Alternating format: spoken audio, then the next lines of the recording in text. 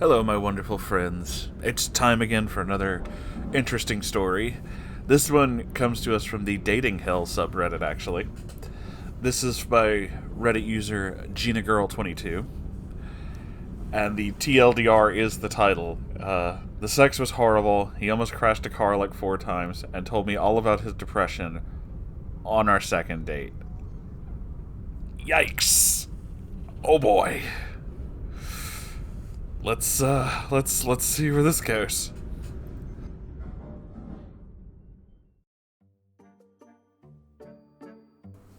So, Tinder date. Yeah, first date went well. Super nice, chill, cute, a little younger than me, which is not usually my vibe, but okay, whatever. We decided that we would like to engage in the sexual intercourse with each other, but I can't host, and he lives with his parents, so obviously he can't either. He offers to drive us to his dad's house, which is further away, but empty. Okay, sounds good. The minute he picked me up, I was concerned about his driving. Like, literally the first red light we pull up to, he starts rolling into the intersection. He's stopping short at stop signs, not signaling. It's just clearly not the best driver. But what boy in their early/mid-20s is, right? I'm on edge, but we make it to the house safe. Get inside, and he says, "Let's go upstairs." You know I had to use the voice. Now, I know this is not his home. I'm expecting a guest room, maybe the master bedroom, even a couch. Wrong. It turns out this is his childhood home. So upstairs is his childhood bedroom. We're talking twin beds, Mickey Mouse sheets, stickers on the wall. Oh my god. There's a huge poster of Homer Simpson in his underwear and a holographic picture of Mary Magdalene surrounded by angels. For some reason, I am not turned on. Yeah, I wonder why. We've been in this room barely 5 minutes before he's sitting next to me, kissing me and feeling me up. Okay, cool. Let's just go with this. I'll skip the nitty-gritty, but let's just say, pleasing a woman? Not his repartee. We fool around for a few minutes, and then he asks me if I want to be on top or bottom. This could have been a sexy question, but he asked it with the same tone as your hairdresser asking, "So how short do you want me to cut it?" Oh. I was a little taken back, so I was like, top, I guess. And off we went. For about 6 minutes. Oh no. I didn't even know that he'd finished, so I'm like, oh, okay. And we chill for a few minutes, keep fooling around. I fake an orgasm. Who's surprised, really? He asks if I want a round 2. I do not. But I didn't drive an hour here for 6 minutes, so we do what we can. We're in and out in about 4 or 5 minutes. Oh, jeez. Because he can't stay hard with the condom after already orgasming once. Okay, cool, I guess. So we hang out in his bed for a while. He offers me some weed, I accept, and ask him if he's okay to drive me home high. He says, yeah, I do it all the time. I'm skeptical, but he seems confident. We get stoned, start shooting the shit, making small talk. What anime are you watching? Do you see this show? I start spacing out for a few minutes when he asks me, have you ever had problems with depression? I am very taken back, but I have nothing to hide, so I say, yeah, still do. Yeah, me too, he says, and tells me that it's a hard thing to deal with. I agree. Great. Time for a topic change. Have you ever had any suicidal thoughts?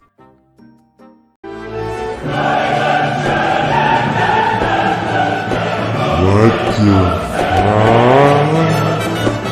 the pause. What? This is a dude I barely know asking me directly after sex whether I've had suicidal thoughts. I'm honestly freaked out, but I do have experience with this, as a very close family member kind of attempted this a few years ago. It was an incredibly hard year for my family, with multiple absolutely horrible things happening in a short period of time. I won't go into it, but we're much happier and healthier now. and I'm more comfortable talking about it. So I decided to tell him the story in the hopes of shutting him down a bit, because if the question is, do you have experience with this? And I say, yeah, here's this horrible story. The correct response is, oh wow, that's really terrible. And then you change the subject. Right? And no, he wants to know more. He wants details. He starts telling me about his own history with depression and how he almost did that a few years ago. I am shocked, stoned, and butt-ass naked. What the absolute fuck is going on? Yeah, that's my question too. What? Fucking what? I delicately turn the conversation to something else, and bar a few more what the fuck did you just say moments, it's pretty chill. We start the drive home. Do you want the story to end here? Me too. Turns out he is not good driving while high. He is slow following the GPS. And when he misses a turn, instead of letting it reroute, he tries to make the turn across 2 fucking lanes of traffic. He ran at least 3 red lights, one while making a left-hand turn in the middle of a very busy intersection. Oh wow. We're a few blocks from my house. We stopped at a red light. A lot of major streets are one way and some multiple lanes of traffic. Aside from having a GPS, this is just A, common knowledge, and B, incredibly obvious, because how can you miss all the cars that are only going in one direction? You know where this is going, don't you? We're talking, light turns green, he makes a right-hand turn onto the wrong street into 4 lanes of oncoming one-way traffic. I am currently shitting my pants. He tries to back up. Doesn't work. Tries to make a U-turn in the middle of the street. Obviously, that's incredibly dangerous. I point out a small side street where he can pull in, turn around. He does, we avoid a collision, and while I was certainly panicked, he drops me off without further incident and makes his own way home. The kicker? He thought it went great and wants to be regular friends with benefits. Fuck my life.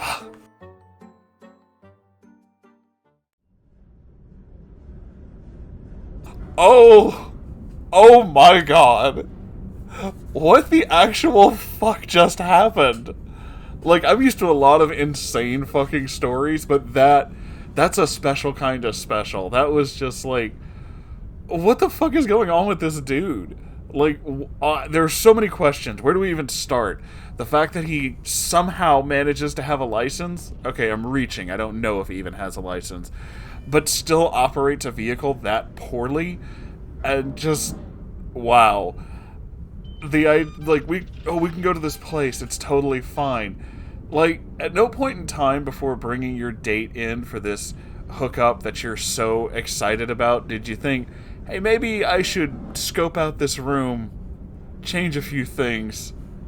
You know, it's not going to be ideal, but at least it would look a little bit better. I mean, the fucking Homer Simpson poster and the Mickey Mouse bed sheets. What? Fucking what? Oh, man. No, that's... Oh, these stories are always some kind of amazing, and I had to look up a few, but this was... Wow. Just wow. You know, one more reason I'm incredibly thankful that I'm with Sango, because the idea of this is what dating culture kind of is. I don't think it entirely is, but if this is what normal can kind of be, I would rather live in a shack in the woods for the rest of my fucking life. I'm gonna be honest with you. This sounds abjectly horrible.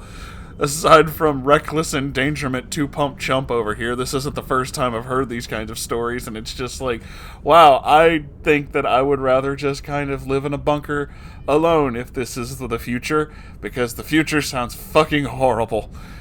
Oh my god. I still can't get over the fucking Mickey Mouse sheets. Like, really, bro? Really? Okay.